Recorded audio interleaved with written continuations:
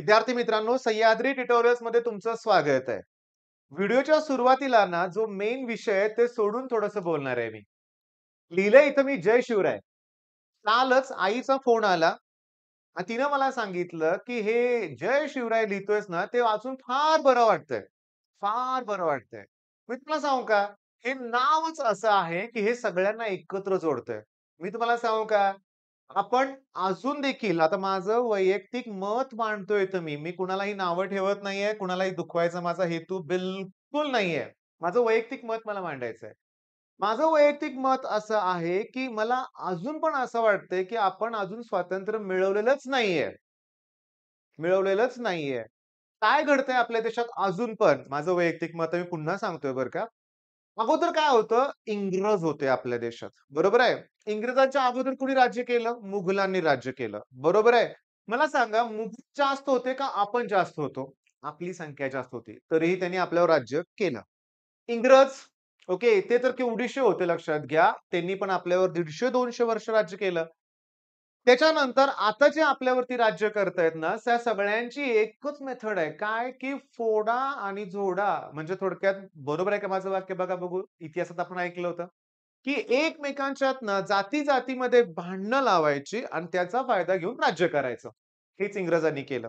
हेच बरेच वर्ष केलं गेलंय. पण केवळ आणि केवळ शिवाजी महाराज, मी तुम्हाला सांगतो महाराजांचं नाव घेतलं, की कोण कुठल्या जातीचा कोणीही विचार घेत नाही लक्षात घ्या. शिवजयंतीचा उत्साह असेल तर सगळे एकत्र असतात. माझं तर म्हणणं आहे, की सगळे जे आहेत ना क्रांतिकारक असतील, त्या सगळ्यांचे ना जे महत्त्वाचे दिवस असतात ना, ते सेलिब्रेशन एकत्र व्हायला पाहिजे. पण दुर्दैवाने तसं होत नाहीये.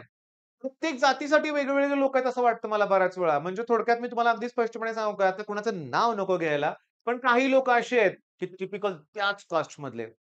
हा याच कास्टसाठी, तो व्यक्ती त्या कास्टसाठी. मग ह्या गोष्टी होतायत. आता माझ्या मनातलं बोलून मी मोकळा झालोय. मग मला तुमच्याकडनं काय अपेक्षा आहे? मी तुमचा गुरु आहे म्हणूया आपण. तुम्ही माझे विद्यार्थी आहात, बरोबर आहे?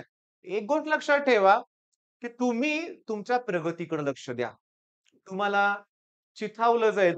तुम्हाला म्हणजे काय म्हणतो ना आपण थोडंसं अशा काही ब्रेन वॉश करण्याचा प्रयत्न काही जण करतील. जो माझ्या बाबतीत पण लहानपणापासून झाला होता. पण आज वयानुसार सगळ्या गोष्टी माझ्या लक्षात येतायत, की तुमचा मित्र आहे ना, तो तुमचा मित्र आहे. भलेही तो कुठल्याही जातीतला का असेना, तो शेवटपर्यंत तुमचा मित्र असला पाहिजे. त्याची जात मध्ये नाही आली पाहिजे. कुणी कितीही प्रयत्न करू दे. आता हे का बोललोय? कारण निवडणुका येतायत. काही लोकांचं म्हणणं आहे, की महाराष्ट्रात पण मणिपूरसारखी परिस्थिती होऊ शकते. नाही होणार, आपण होऊन देणार नाही, तेवढी काळजी आपण घेणार आहे.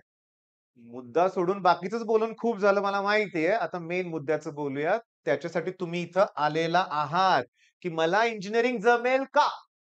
हा प्रश्न माझ्या पण मनात होता. 10वी पर्यंत एक्स्ट्राऑर्डिनरी स्टुडंट मी होतो, तुम्ही होता.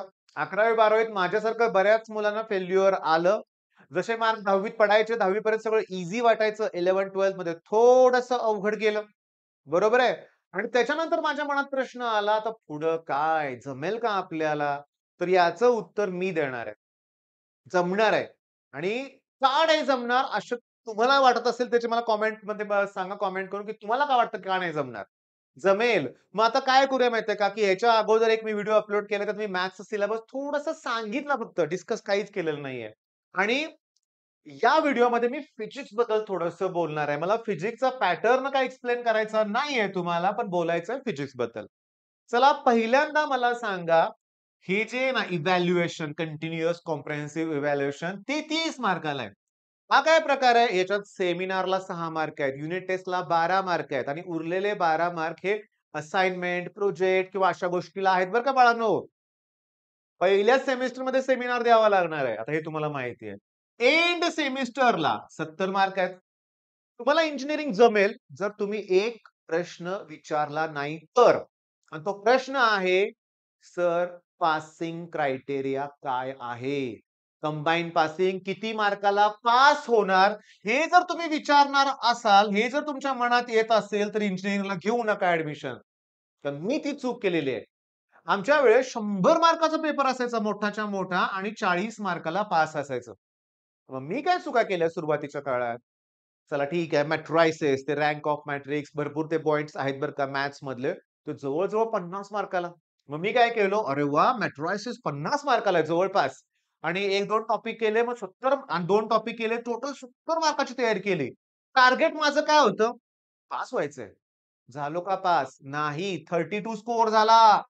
म्हणजे मी फेल झालो मॅथ्स 1 मध्ये, M1 मध्ये. मी क्लिअरली सांगतो बरं का, जे नवीन मुलं आहेत मी त्यांना अगदी क्लिअरली सांगतो.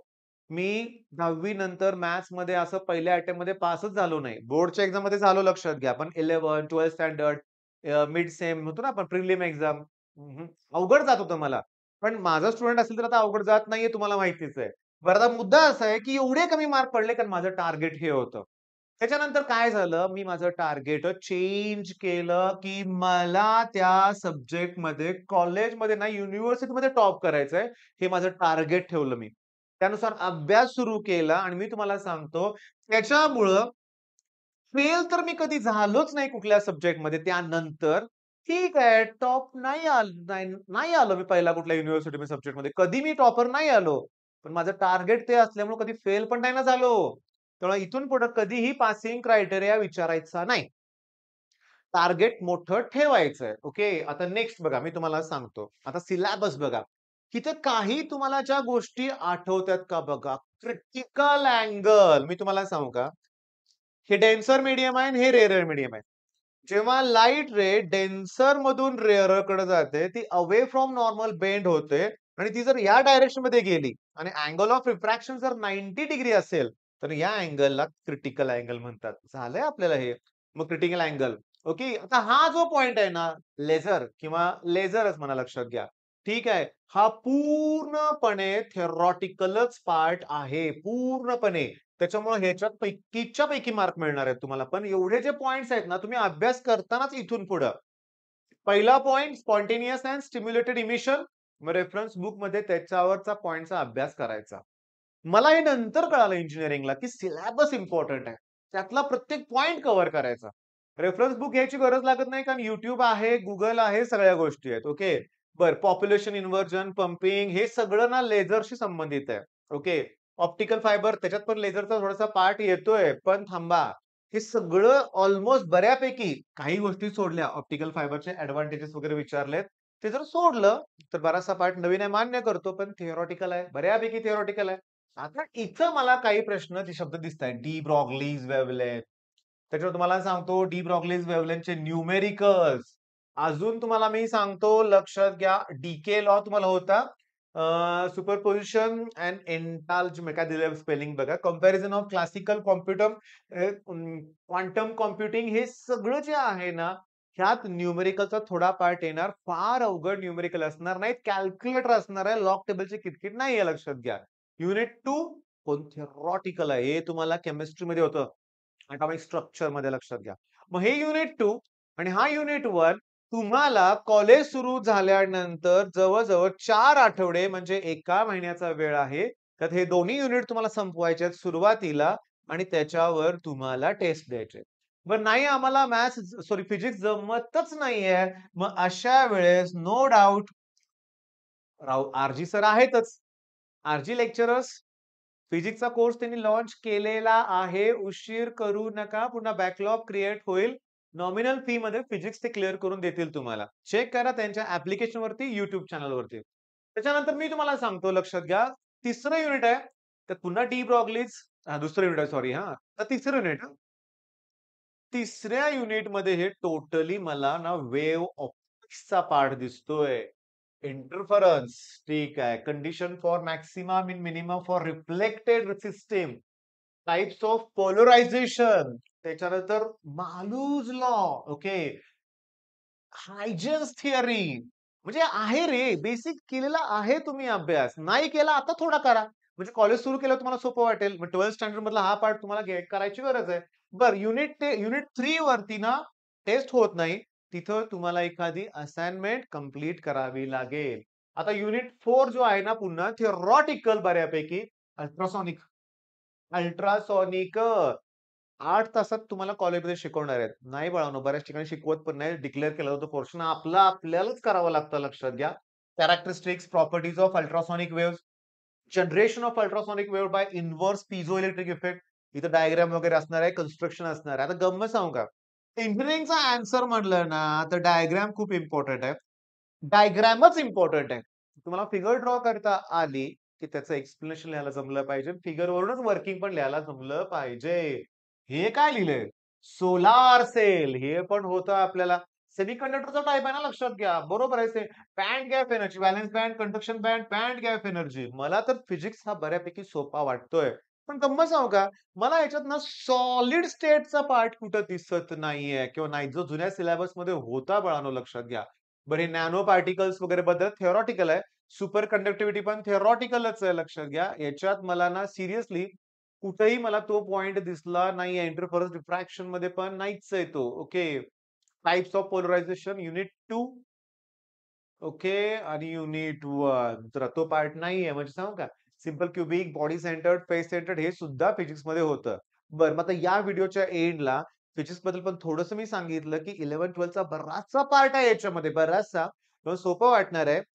फार सी सारखे फार अवघड एम-सी-क्यूज वगैरे असणार नाहीये. सोपा पार्ट असणार आहे. पण सगळ्यात महत्त्वाचं इंजिनिअरिंग जमेल का? याचं उत्तर काय आहे? जमेल. मग मी हा पार्ट डिलीट करून टाकतो आणि मला इंजिनिअरिंग जमेलच लक्षात घ्या.